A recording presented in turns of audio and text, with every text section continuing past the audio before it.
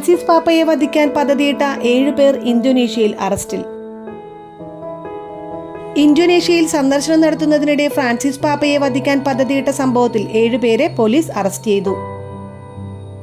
Francis പാപ്പ 3 ദിവസത്തെ Indonesia സന്ദർശനം പൂർത്തിയാക്കി പാപ്പുവ ന്യൂഗിനിയിലെത്തിയിട്ടുണ്ട്. രഹസ്യവിവരത്തെ തുടർന്ന് ജക്കാർത്തയ്ക്ക് സമീപമുള്ള ബൊഗോർ, ബെക്കാസി എന്നിവിടങ്ങളിൽ നിന്നാണ് 7 പേരെ തിങ്കൾ ചൊവ്വ ദിവസങ്ങളിലായി അറസ്റ്റ് ചെയ്തത്. ഇവർക്ക് പരസ്പരം അറിയാമോ എന്ന് പോലീസ് സ്ഥിരീകരിച്ചിട്ടില്ല.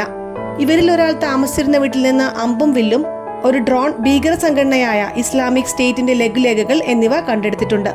പിടിയിലായവരിൽ ഒരാൾ ഭീകരപ്രവർത്തകനും വിരാൻഡോയിൽ മുൻപ് നടന്ന ആക്രമണത്തിലെ പ്രതിയുമാണ്. ഫ്രാൻസിസ് പാപ്പയുടെ ഇസ്തിഗ്ലാൽ മസ്ജിദ് സന്ദർശനത്തിൽ രോക്ഷം കൊണ്ടാണ് ആക്രമണത്തിന് പദ്ധതിയിട്ടതെന്ന് പോലീസ് വക്താവ് അറിയിച്ചു.